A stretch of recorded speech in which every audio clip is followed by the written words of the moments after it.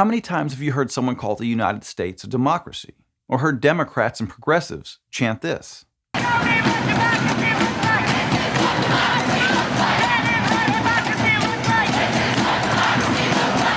They're right, you know.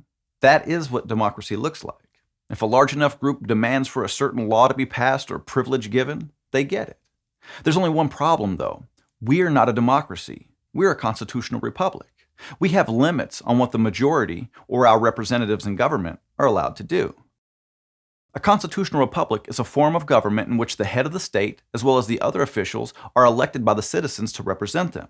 But those representatives must then follow the rules of the Constitution while governing. A democracy is a form of government in which the head of the state, as well as other officials, are also elected by the citizens to represent them, but they don't have rules of a constitution to follow. If the majority of the people in a democracy or their representatives want something, they get it. The power lies with the majority. In our constitutional republic, the power lies with the minority, the smallest minority, which is the individual.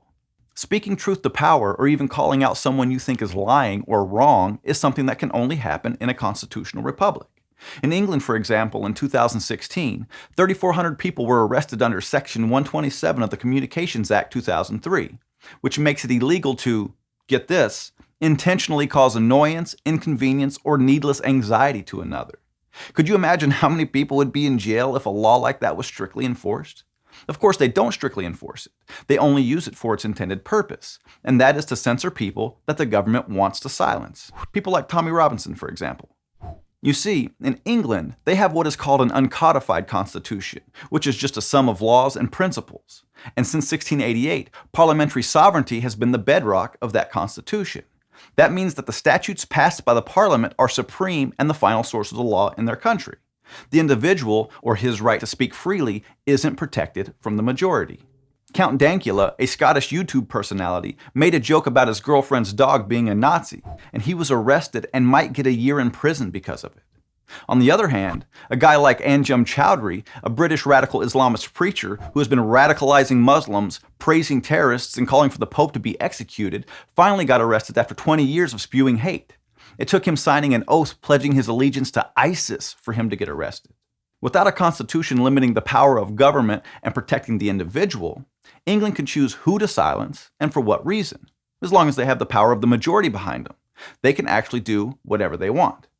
And that's why Democrats so often call our country a democracy, because they want the power to force their ideas onto everyone else. They want to silence people who disagree with their worldview, and they want to be in control, but they can't be because of our Constitution. And that's why we have to keep fighting to protect it. Democrats will often say that the Constitution is a living document, meaning that it evolves, changes over time, and adapts to new circumstances without being formally amended. But that's just an attempt to take the power away from the individual and give it to the majority. It's an attempt to force democracy upon us.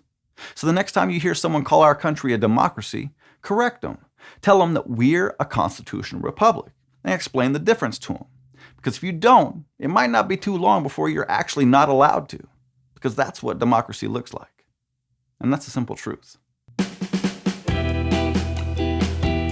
Thanks for watching. Please consider becoming a supporting member of Blue Collar Logic. Look for the link in the comments section and give what you can.